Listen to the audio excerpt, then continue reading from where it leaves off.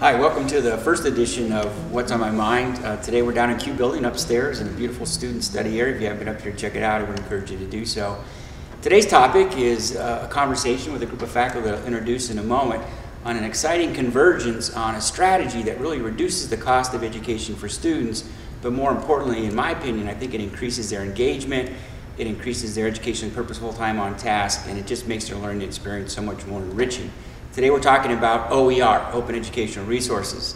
So with me today are our lead faculty, some of our lead faculty here. So Marianne Botos from English, Lynn McCullen from English, and Amy Lambert from Mathematics.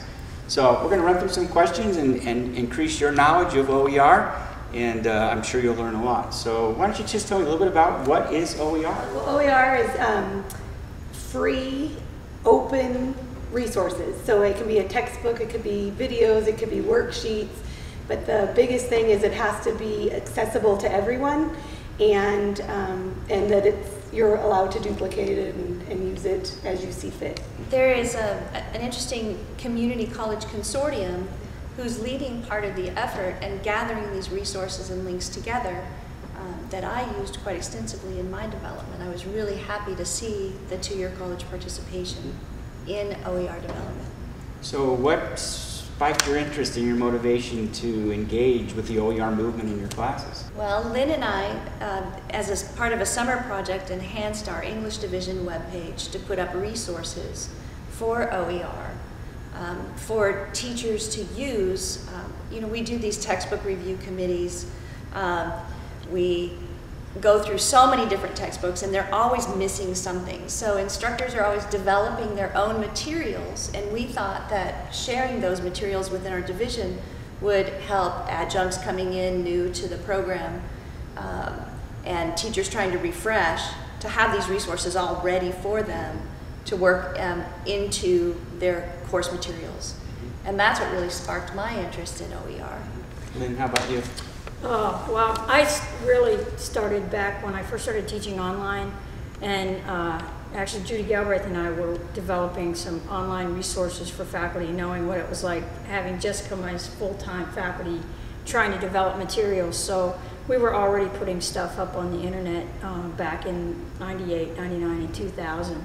And it was, especially teaching online, it's nice if you can have the materials right there, so they're not having to go to other places for information. It's, you click on something, it's right there, you read it.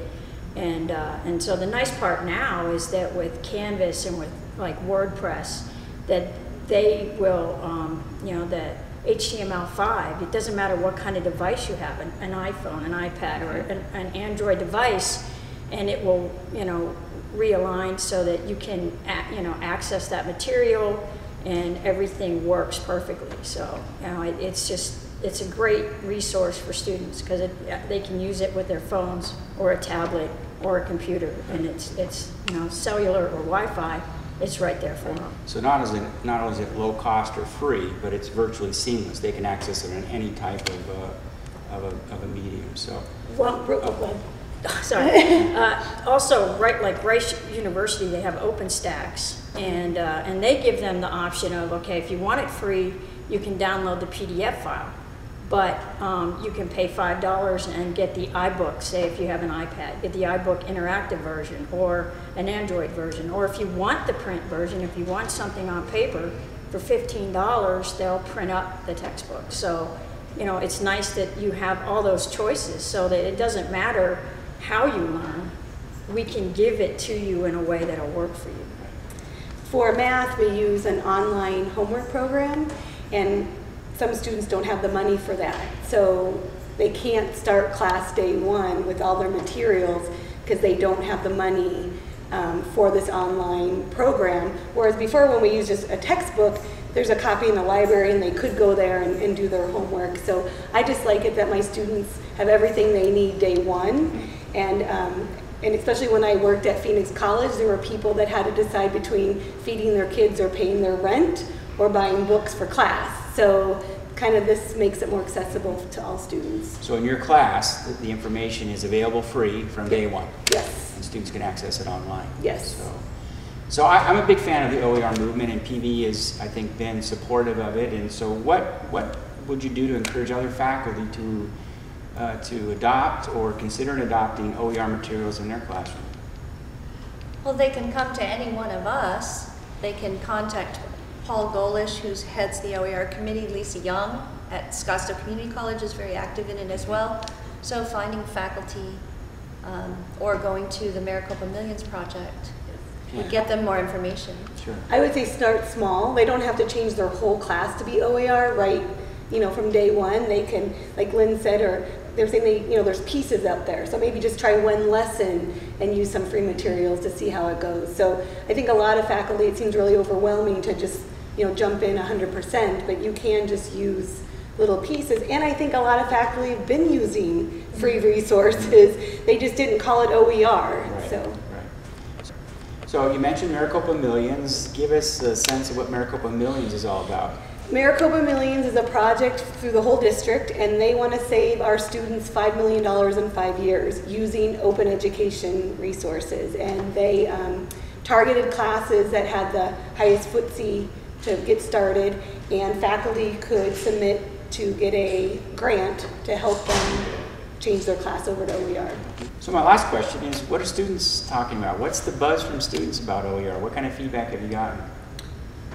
Positive. For one, they first and foremost like the fact that they're not paying all this money out for textbooks. And a big complaint a lot of times is that they pay for a textbook, and maybe, in English 101 certainly, we would use it for I know I only used it for the first couple of papers, because 9 times out of 10 in English 101 and English 102, there's no source-based student examples. You get to the cause and effect or the argument, and I don't have an example in the textbook. I have to go outside it to teach you how to do this anyway. So it seems silly to use half a textbook. And so this way, they're not paying for something and not using it, which I don't blame them. I did the same thing when I was in college, bought textbooks, and it was never referenced the entire class. So it eliminates that, and then once again, it's so flexible. I have the laptops delivered to class. They can print it up if they want, or just use it right on the laptop, and we can go over the materials there, do group work, and it can be all right there in Canvas, and they love it. It also allows for current, fresh material all the time with interactive videos, games, different ways that you can present the learning so that it reaches the students in formats that they like to use. And that was the comment from my students, was that some of the videos were funny, and fun, that they're actually enjoying the presentation of the material in a different way.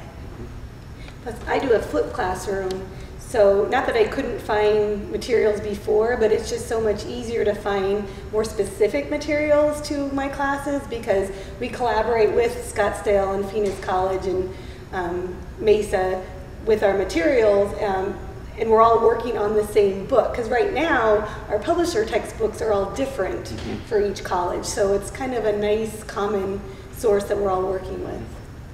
Well, thank you. I appreciate the feedback and the input on OER.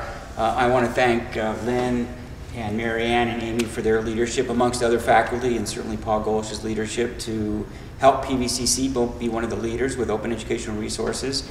If you want to learn more about open educational resources, you can go to the Maricopa Millions website, of which I'm sure we'll put up the web address here, and you'll learn more about that. Paradise Valley Community College is a learning-centered college. The power of learning transforms lives and enables positive social change.